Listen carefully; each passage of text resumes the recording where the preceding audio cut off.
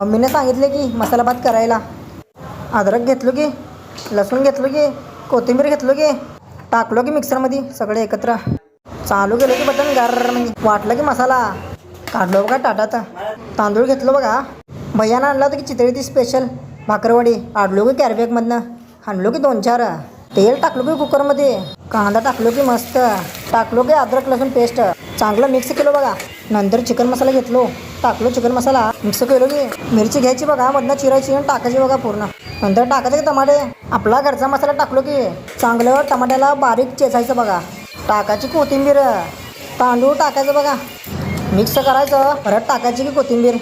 पाणी टाकायचं की जेवढं पाहिजे तेवढं. मीठ टाकायचं की. लावायची कुकर. किचन कट्टा बघितलो लय घाण झालं बघा.